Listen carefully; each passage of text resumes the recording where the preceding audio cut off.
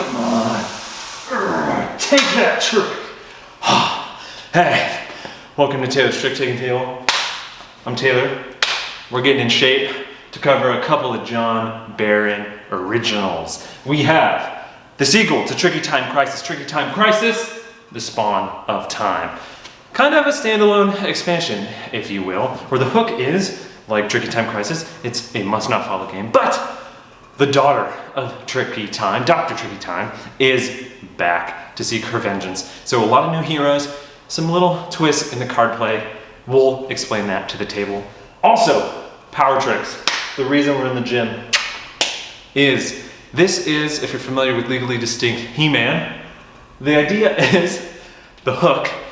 Anybody at any point in the trick taking can take the power, seize the power. And when they do that, they're gonna get a permanent bonus to the rank of the cards they play for the rest of the round. But the later they take it, the higher that bonus. So they have to ask themselves, can they push it? Oh God. Can they push it to the limit? Just one more time. Push it for better gains. You take me. Join me at the table. We're gonna see how these little bad boys play. Oh, spot me. Lazy, oh, lazy, take it till you push it. Take it till you push it. It's on the laser's edge, and you take it till you push it, till you take it. Take it till you push it. Take it till you push it. Take it till you push it. Take it till you push it. Take it till you push it. Push it till you take it.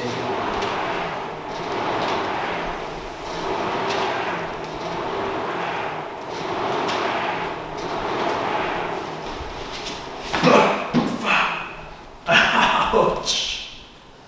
Help me up. Help me up. Help me up. Yep. Come on. Yep. Come on. Yep. What?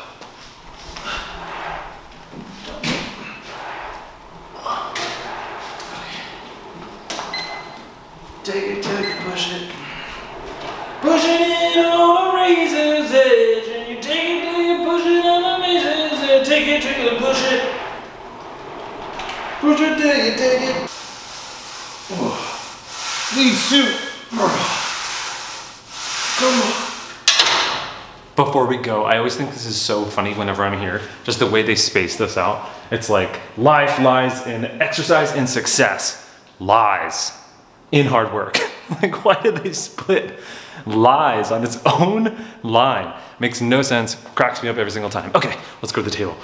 The deck in Tricky Time Crisis, The Spawn of Time, is 5-ish suits. There's 4 superhero suits, which all have their kind of different deck makeup. They all have one special power card, which has an ability on it. But also, there is the new Dr. Tricky Task, which all has, as you can see, kind of different formula kind of things at the top, and they're all different tasks that the heroes will have to do. Here we have a game of Tricky Time Crisis, The Spawn of Time, set up for 3 players. So no matter the player count, you're going to shuffle and deal 13 cards to each player. And in the deck, you're always going to include a player count number of suits. So for example, in a 3-player game, you're always going to have 3 suits. 4-player game, you're going to have 4 suits, and so on.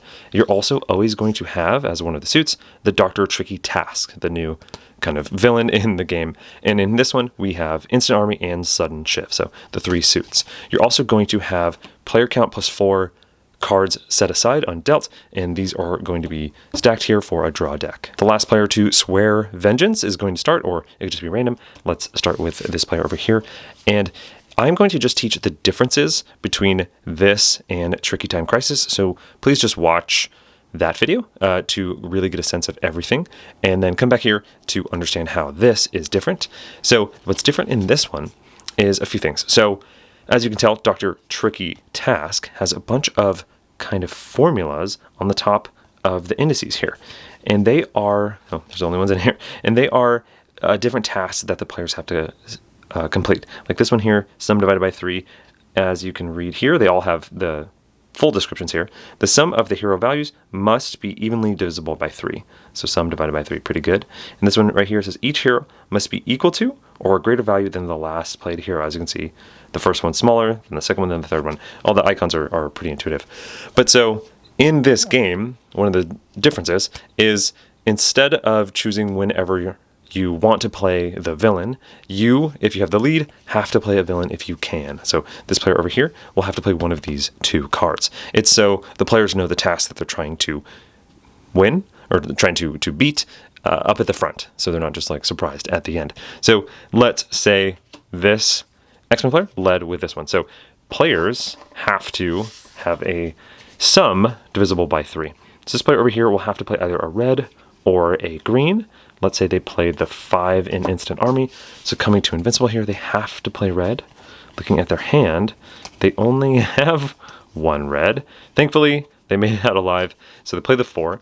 So the 4 plus the 5 is 9, which is divisible by 3. So since it's just like a task-based yes or no win, you just check that. So it's not actually rank, or I mean, if you think about it that way, like it is definitely about rank, but it's not the hero's trying to be higher in this game. It's the hero's trying to satisfy this very specific task that the Dr. Tricky task sets. But similarly, if the heroes do win, they are going to draft 1 or 0, starting with the winning hero. So Instant Army player here, maybe they do want the tricky task, and then this player over here passes, and then the person who lost must take a single card from the trick, so maybe they take the Instant Army here. And when the hero team wins, the last hero player of the trick will then lead to the next trick, so it will be the Invincible player over here. And again, they must play one of their Tricky Time cards if they have one. So coming over here, they definitely do have a lot of them.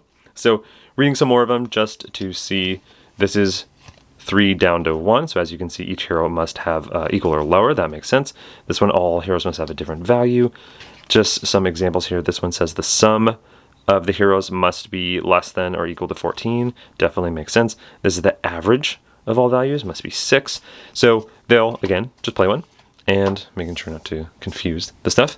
It is going to repeat and continue. So this player, you know, they could play the 7 here. This one is the second placed hero must be equal to or the lowest value hero. So not too hard here. So Sudden Shift just plays that. Again, that will be the flow. If Dr. Tricky task wins, they are going to choose 0, 1, or 2.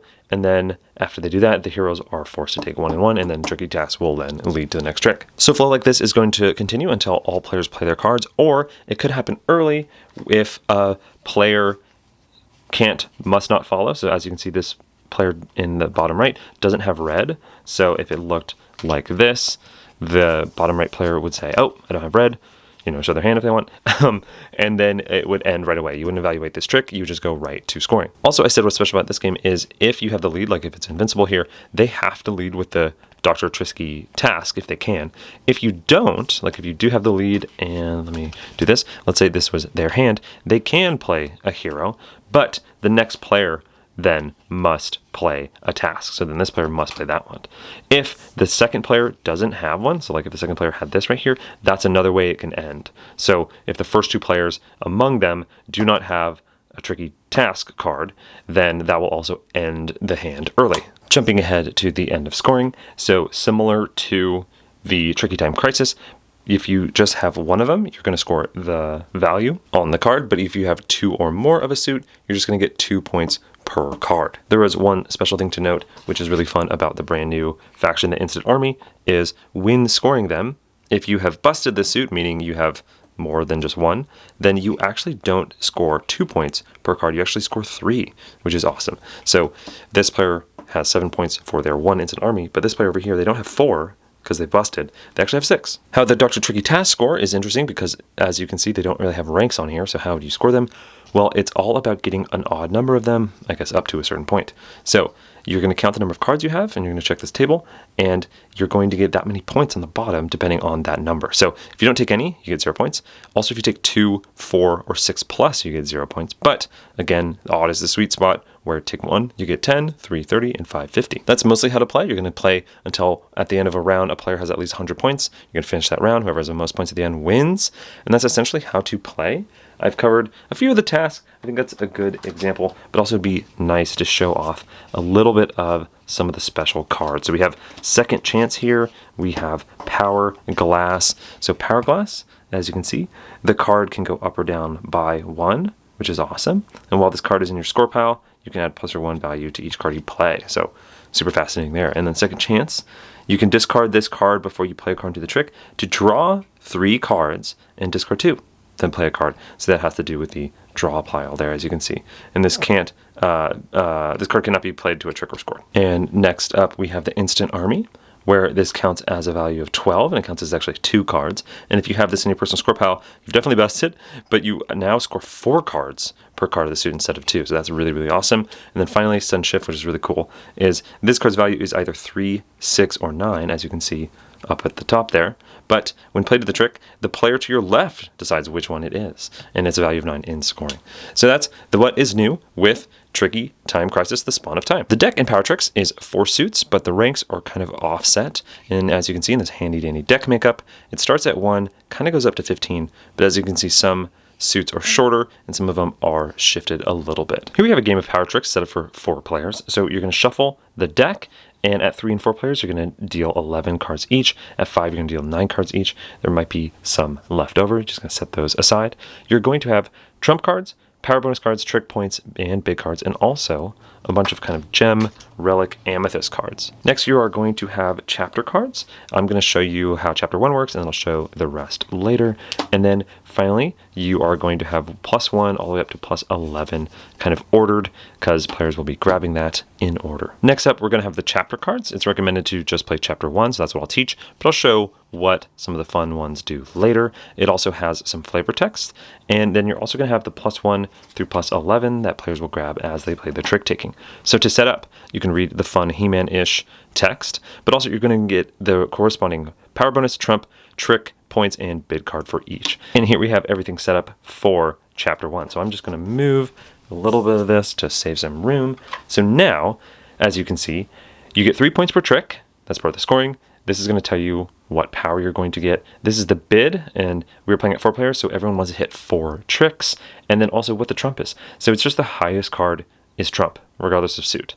A little interesting. As you can see later, maybe like axes is trump, but we'll obviously get into that once we show the next chapters. Next, we're going to shuffle this gem, and we're going to deal player count +1 number of them. Players will be drafting these every time they grab the power. So I'll explain what that is and I'll explain what those are later. So now let's just get into the trick play. So let's say SpongeBob is the first leader for the first trick. Before any trick, a player can seize the power, but I'm just going to show you one trick just to show a little bit of how the game's played before we get to that.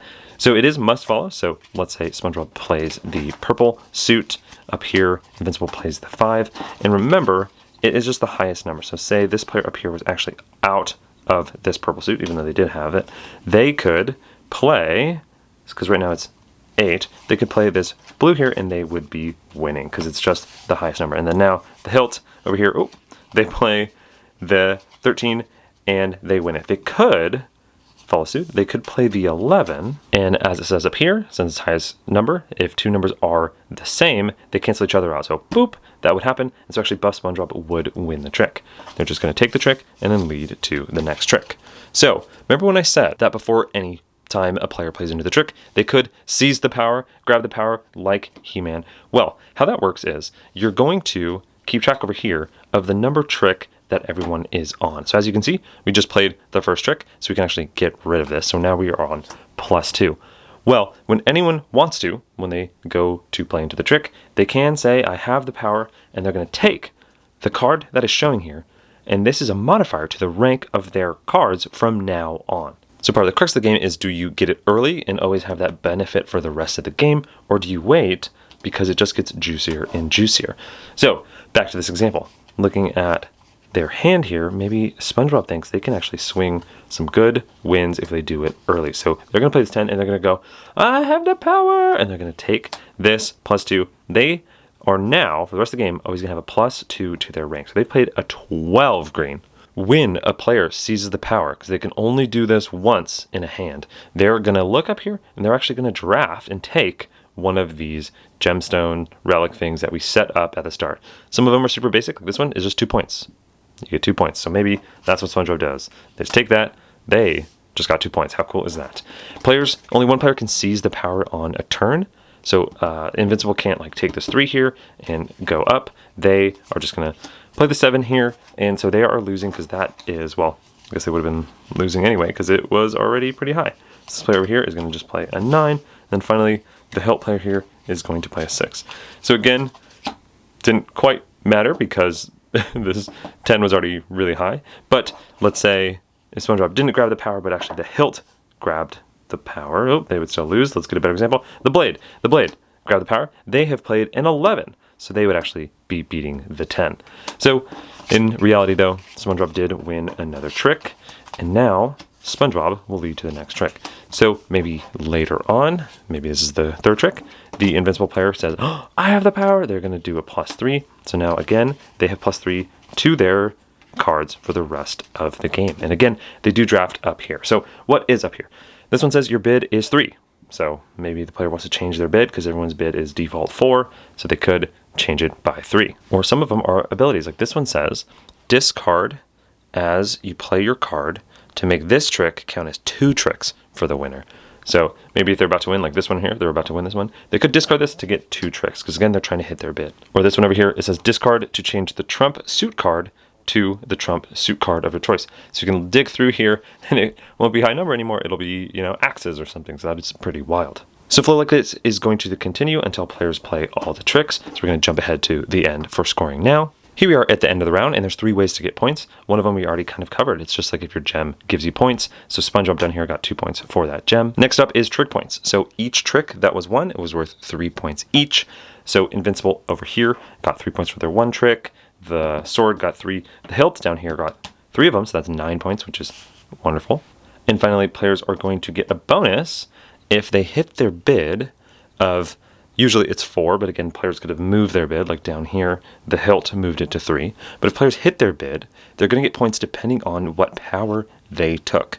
So notice in this specific power bonus, the later you take a power, the more points it is when you hit your bid. So coming to down here, this player was a bid 3, they got a 6. So as you can see, a power of +6 is worth 8 bonus points. So they did really well. They did 9 + 8, so 17 points.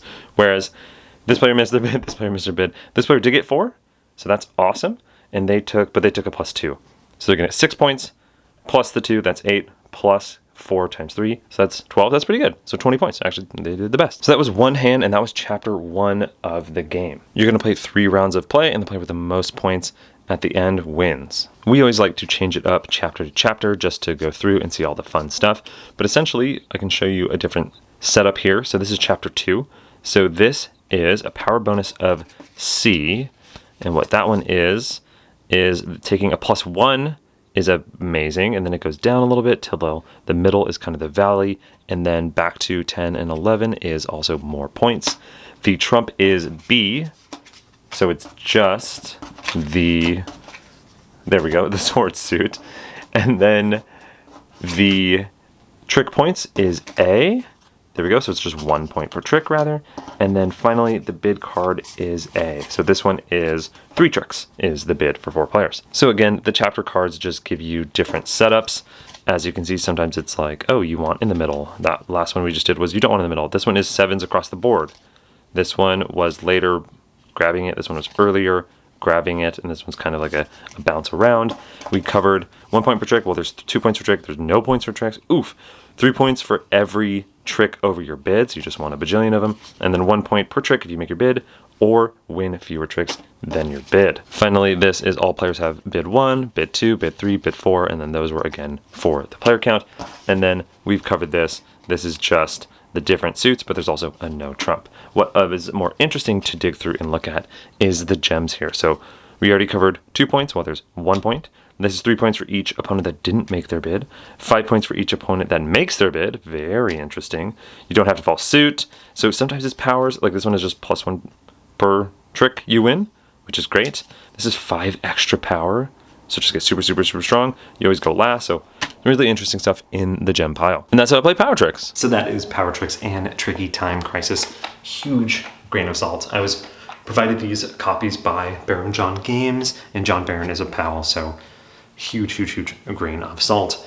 Let's get into it. So first and foremost, Tricky Time Crisis, the sequel. We covered the original on the channel. We loved it, loved it, loved it, loved it. I think Tricky Time Crisis, the original, is very close to my favorite must not follow game, which is interesting because it's a growing genre or growing space that I think trick-taking games are dabbling in. And I think that first one just does so many things right. I love the scoring, I love the balance, I love the cool modular suits that you can do. And I guess that is the first thing I really, really love about this, is having just like more suits that you can plug and play and have really cool kind of standalone suits, I guess, if that makes sense, that you can plug into Tricky Time Crisis and it works with it. I think Instant Army is so cool. I love Sudden Shift. There's just the both the powers and like the theme on them just amazing. Like I think it was so cool to get this, be so excited, because I try not to, I don't know what it is about this one specifically, but I try not to learn too much about it before I play it. I wanted to be surprised in the gameplay of how they worked and kind of learn it organically, and it wowed me. I had such a wonderful time. So I think I want to review this Spawn of Time kind of game as two things. One as an expansion to Tricky Time Crisis, and then one on its own kind of standalone with the Spawn, the daughter, right, of Tricky Time Crisis, Dr. Tricky Task, right? So I'll start with what I really, really liked, which is that standalone expansion. I think all the factions are great. I have played them I played them all, and I think they're a wonderful time. I love the mix and match of it. As an expansion, I think this is fantastic.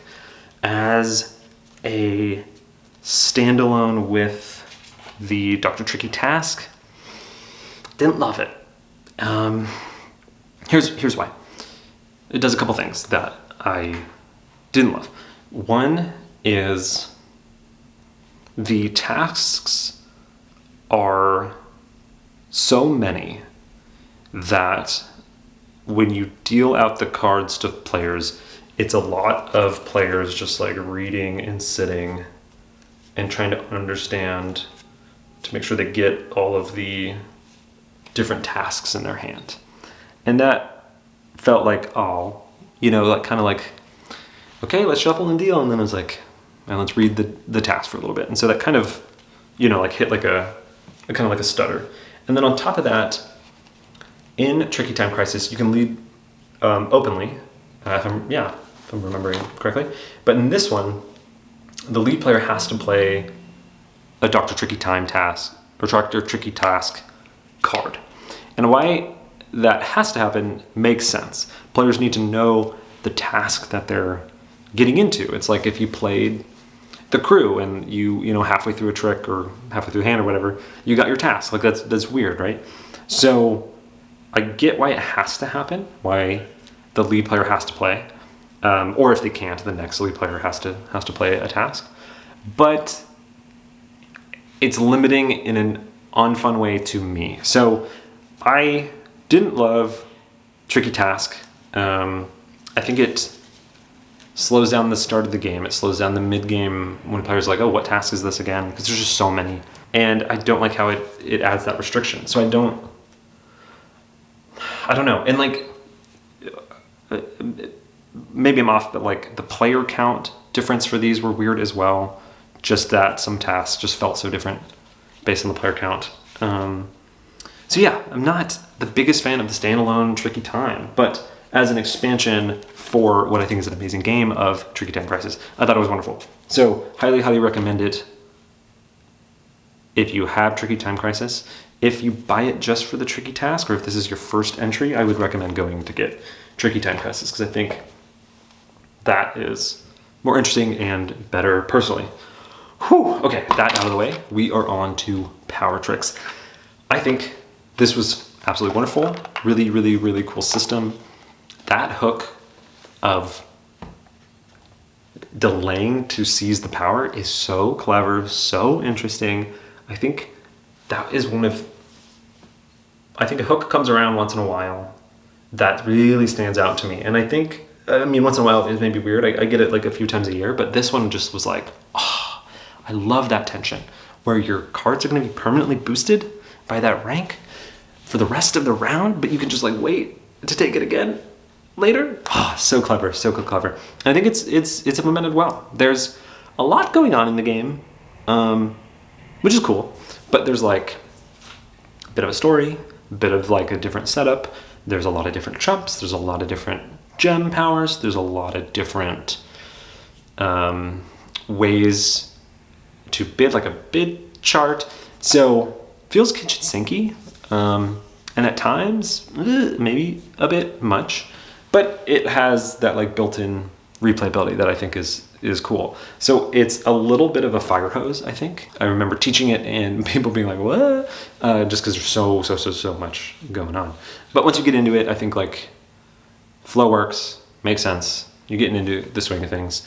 I love that tension though of like choosing a gem, even though it is a lot, choosing a gem at the right time, mixed with choosing when to boost your rank, because that joint decision is interesting, especially if there's like a really good gem out there that players really want. You're incentivizing choosing the power, seizing the power earlier, which is really, really cool. I think that I like that they had kind of trump being just the highest number, and then sometimes trump is the suit, and also the gemstones are a mix of powers, but also like forgiveness on bids or just like winning a trick. So the whole system works, and it's really, really interesting.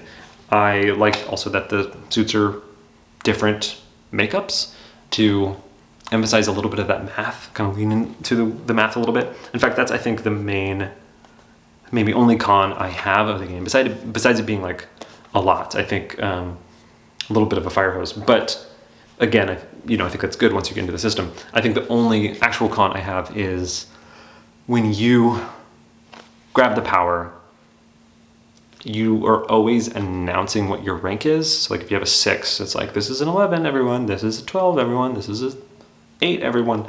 For like the rest of the hand. And then once you get more and more people doing that after they've started seizing the power, then it gets like a little comical and silly how so often people have to be like, I have now played a blah, blah, blah, blah. So it's funny when a trick taker becomes like you're almost like not looking at the table too much. I guess you are, obviously, because you need another suit. But there's so much like you can't use just what the card is played to know who wins or like what that means. It's an interesting game because I would definitely recommend it, but you have to know there's a lot going on. There's definitely math. There's definitely like upkeep, and like every time you play a card, once you seize the power, you have to do that mental math and like declaring so people know what is going on. Because a lot of time it's like, okay, you have a 12, you have a 13, and you have an 11 of trump. Okay, I can trump in, and I have a +6, so I guess I can play a 5.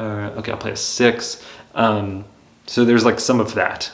So it gets past that like, oh, we're just playing a trick, to like being like a little bit of an involved kind of calculation or equation every trick. But it's cool. I like it. And also I think the same numbers is great. Like I think that's also a really fun mechanic. So all that being said, I think you'll know if it sounds good to you or if that is too much or if it's just right. I personally think it was just right and had a great time with it. So that is PowerTricks and Dr. Tricky Task cameo in Tricky Time Crisis Spawn of Time. So thank you so much for watching. Definitely check these out. And if you like Tricky Time Crisis, which I think you should 1,000,000,000% go check out Tricky Time Crisis, then this is a no-brainer as well.